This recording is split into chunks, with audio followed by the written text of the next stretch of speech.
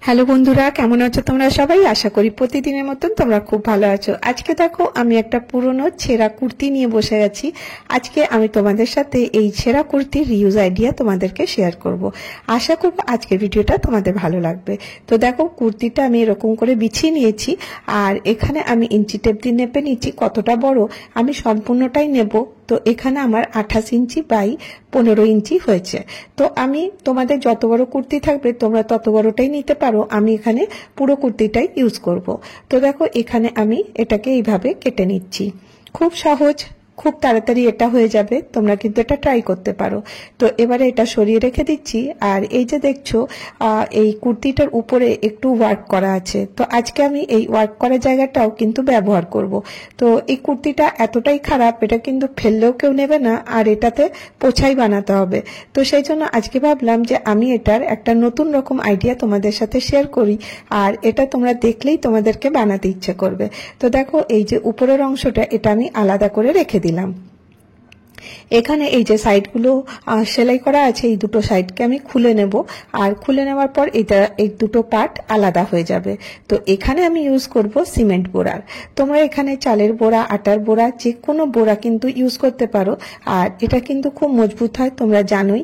তো এই দেখো এটা সিমেন্টের বোড়া 2-3 টাকায় মার্কেটে পাওয়া যায়। তাছাড়া বাড়িতেও যদি তোমাদের ওয়েস্ট বোড়া থাকে তোমরা কিন্তু ওটাও ইউজ করতে পারো। তো দেখো আমি এর দুপাশটা কেটে নিচ্ছি। কেটে নেওয়ার পরে আমার কুর্তিটা কত বড় আমি এর উপরে রেখে মেপে দেখে নিচ্ছি।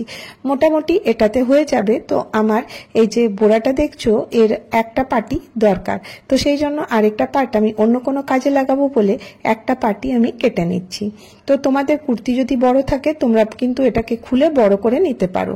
তো দেখো আমার কুর্তিটা এত বড়ই ছিল, তো মোটামুটি এটাতেই হয়ে যাবে। তো একটু কম বেশি হলে ওটা আমি কেটে দেবো।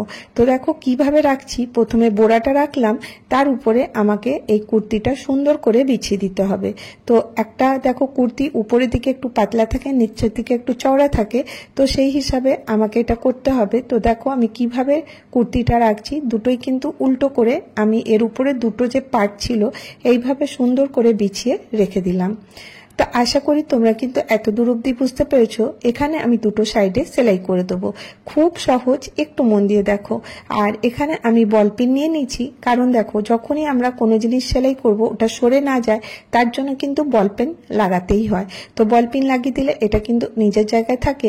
তো দেখো আমি সেলাইটা করে নিয়ে চলে এসেছি দুপাশটা। এবারে কি করব, এটাকে আমাকে উল্টে দিতে হবে। তাহলে কি হবে, এটা একদম ফিনিশিং এর সাথে হবে। কিন্তু এইভাবে তোমরা কিন্তু উল্টাবে না। এটা উল্টালে কি হবে তোমাদেরকে আমি দেখাচ্ছি। এইরকম করে উল্টে নেব। তো দেখবে একটু এটা টেরা বেঁকা হয়ে যাচ্ছে, আর এটা কিন্তু অ্যাডজাস্ট হচ্ছে না। তো দেখো একটু কিরকম ফোলা ফোলা আছে। তো সেই জন্য আমি কি করব তোমাদেরকে বলে দিই। আগে এটাকে আবার থেকে আমি দেখো উল্টো করে নিই।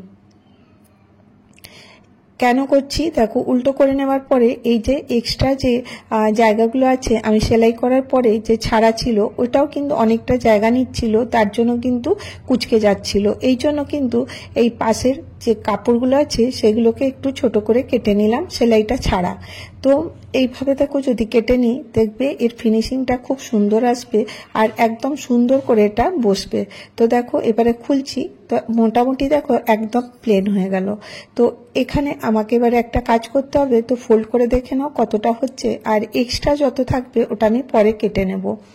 এখানে দেখো আমি কুর্তিটা এইভাবে খুলে রাখলাম। এখানে আমাকে এই যে এই উপরের যে ডিজাইনটা ছিল ওটা আমাকে এখন কেটে নিতে হবে।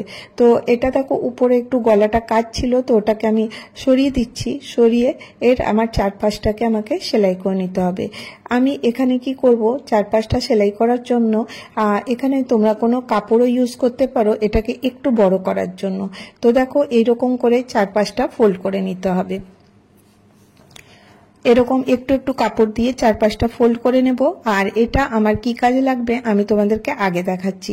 তো দেখো আমি এখানে একটু কাপড় দিয়ে জয়েন্ট করে এর চারপাশটা মুড়ে নিয়েছি। তো দেখো এটার জন্য এটা দেখতেও কিন্তু বেশ ভালো লাগছে। এটা অপশনাল, তোমরা চাইলে করতে পারো, আর যদি না দরকার হয় তো করতে নাও পারো।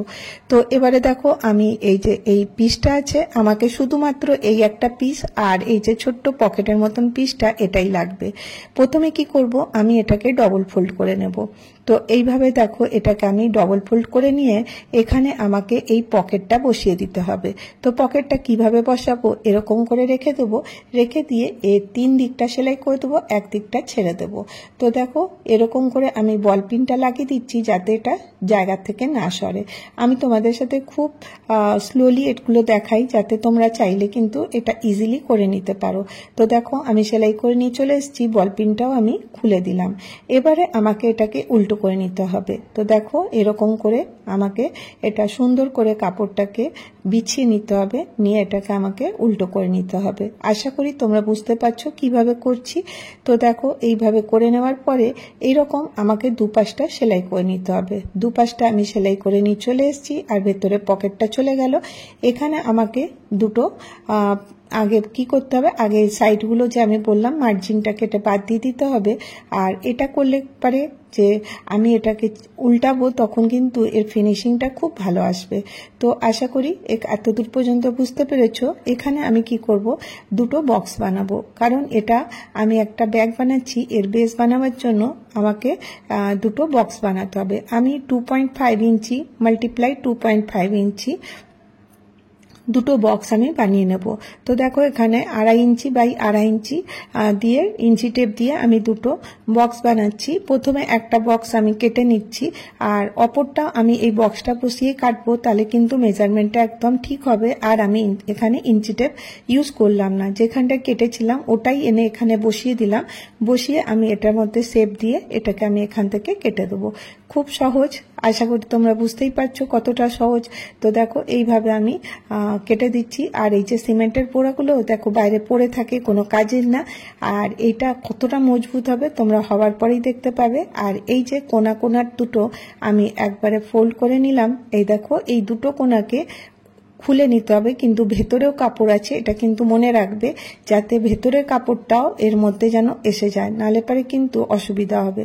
তো দেখো আমি পুরোটা সেলাই করে নিয়ে চলে এসেছি। এই যে এক্সট্রা যে সুতোগুলো বেরিয়ে গেছে ওগুলো কেটে দিচ্ছি।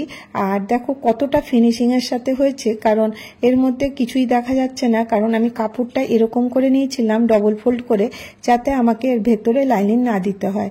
এবারে যেখানে এই যে আউটলাইনগুলো দেখা যাচ্ছে, এখানে কিন্তু আমরা কাপড় দিয়ে এটাকে ফোল্ড করে দেবো, তাহলে আর কিছুই এখান থেকে সুতো বেরোবে না। এবারে দেখো আমি এটাকে সোজা করে নিচ্ছি। আর কতটা মজবুত ব্যাগটা তৈরি হবে তোমরা কিন্তু ইউজ করার পরেই বুঝতে পারবে, আর দেখতেও কিন্তু খুব ভালো হবে। তো এইভাবে দেখো আমি এটাকে সোজা করে নিচ্ছি। তো এখানে দেখো এটা মোটামুটি কমপ্লিট হয়ে গেল। এবার আমাকে হ্যান্ডেল বানাতে হবে। হ্যান্ডেল বানাবার জন্য আমি ইউজ করব এই সুটেরই হাত দুটো যে কেটে রেখেছিলাম, সেই হাত দুটোকেই আমি এখানে খুলে নেব। তো কিভাবে করছি তোমরা স্ক্রিনে দেখে নাও। এই দেখো দুটো হাতকে আমি এক্সট্রা যে কাপড়গুলো ছিল ওগুলোকে কেটে বাদ দিয়ে দিলাম, আর দিয়ে এটাকে এভাবে এরকম করে খুলে নেব। কারণ হ্যান্ডেলটা আমাকে একটু বড় করতে হবে, সেই জন্য কাপড়টা আমাকে একটু বড় করতে হবে। তো কিভাবে করব, দুটো কাপড়কেই দেখো আমি সমান করে কেটে নিচ্ছি। আর এটা কোনো মেজারমেন্টের সাথে আমি করছি না, জাস্ট খালি এমনি আন্দাজেই কিন্তু আমি দুটো হাতকে এইভাবে খুলে নিচ্ছি যাতে একটা আমি সমান একটা পিস পেয়ে যাই। তো দেখো এইভাবে দুটোকে আমি খুলে নিলাম। এরপরে দুটোকে আমি হাফ করে নেব। এরও একটা যে হাতটা ছিল এটাকে দিয়েও হাফ করে নেব, আর অপরটা দিয়েও কিন্তু হাফ করে নেব। এই দুটোকে হাফ করে নেওয়ার পরে দুটোকে আমি একসাথে জয়েন করে দেবো, তাহলে কিন্তু এটা লম্বা হয়ে যাবে। তো কিভাবে জয়েন করব, দেখো এর একটা আর এর একটা নিয়ে নিলাম। নিয়ে নেওয়ার পরে আমি এটাকে এইভাবে এর উপরে একে অপরের উপর রেখে এখানেতে সেলাই করে দেবো। দিয়ে এটাকে এইভাবে খুলে দিলে তো লম্বা হয়ে যাবে, আর দিয়ে এটাকে ডবল ফোল্ড করে নিয়েছি। তো দেখো সেলাই করে নিয়ে চলে এসেছি। হ্যান্ডেল দুটো আমার রেডি হয়ে গেছে। আর এই শক্ত যেখানে চুমকিগুলো ছিল ওগুলো কেটে বাদ দিয়ে দিচ্ছি। আর এখানে তোমরা অন্য কোনো বেল্টও কিন্তু ইউজ করতে পারো। তো এখানে আমি দেখো ব্যাগটাকে খুলে নিলাম। এখানে আমার মেজারমেন্ট হচ্ছে 11 ইঞ্চি। তো এখানে আমি 5 ইঞ্চিতে দাগ দিয়ে দেবো আর এই পাশ থেকেও 5 ইঞ্চিতে দাগ দিয়ে দেবো, যাতে একটা মিডিল ভাগ কিন্তু আমি এখানে পেয়ে যাব। এবারে দেখো জাস্ট খালি এইভাবে আমি বেল্টটা এর ভেতরে রেখে আমি সেলাই করে দেবো। তো ইজিলি দেখো এটা তোমরা উপর থেকে সেলাই করে নিলেই হয়ে যাবে। তো আমি দেখো এইভাবে দুটো বেল্টকেই সেলাই করে নিয়েছি, ব্যাগটা কিন্তু সম্পূর্ণ রেডি হয়ে গেছে। এখানেই তোমরা কিন্তু এটাকে ইউজ করতে পারো। আর আমি আরেকটু এটাকে চেঞ্জ করতে চাই, তো এখানে যে এক্সট্রা সুতোগুলো থাকবে সেগুলোকে কিন্তু কেটে বাদ দিয়ে দেবে, আর দেখবে ফিনিশিংয়ের সাথে একটা সুন্দর ব্যাগ কিন্তু তোমরা পেয়ে যাবে। এটা তোমরা মাল্টিপারপাস ইউজ করতে পারো। দেখো বেশ অনেকখানি বড় কিন্তু ব্যাগটা হয়ে গেছে। তো এটা দেখো এরকম ভাবেও তোমরা ইউজ করতে পারো। আর এখানে আমি কি করব, এই যে আরেকটু গ্রিপ দেওয়ার জন্য আমি দেখো যেভাবে দেখাচ্ছি এইভাবে একটু মুড়ে নেব। মুড়ে নিয়ে এর যে সাইডগুলো আছে ওইগুলোতে আমি ফিনিশিং আসার জন্য একটু পাতলা পাতলা করে একদম এক সুত করে পাতলা পাতলা করে সেলাই করে দেবো। তাতে কি হবে, এর ফিনিশিংটা কিন্তু আরো ভালো আসবে। তো কিভাবে করছি চলো তোমাদেরকে দেখিয়ে দিই। তো দেখো আমি মোটামুটি এটা কমপ্লিট করে নিয়ে চলে এসেছি। তো একদম একটুখানি নিয়ে আমি দেখো পাতলা করে সেলাই করে দিয়েছি, তাতে কিন্তু এর ফিনিশিংটা আরো ভালো লাগছে দেখতে। তো দেখো একটা লাইন মতন হয়ে গেছে। এটা তোমরা অপশনাল, তোমরা চাইলে করতে পারো, আর যদি না ইচ্ছা করে তো তোমরা এমনিও রেখে দিতে পারো, এমনিও কিন্তু বেশ ভালো লাগবে। তোমরা কিন্তু শপিং ব্যাগ হিসাবেও কিন্তু এটাকে ব্যবহার করতে পারো। তো কেমন লাগলো তোমাদেরকে আইডিয়াটা জানাতে ভুলো না। আর দেখো এক্সট্রা সুতো যত থাকবে ওটা কিন্তু ফিনিশিং এর সাথে কেটে দিতে হবে, তাহলে কিন্তু এর লুকটা আরো সুন্দর আসে। তো দেখো এরকম করে আমার এটা তো কমপ্লিট হয়ে গেল। এখানে আমাকে চাইলে তোমরা এখানে দুটো ভেলক্রো এর মধ্যে অ্যাড করে দিতে পারো। তো দেখো আমি এখানে নিয়ে চলে এসেছি ব্যাগটা।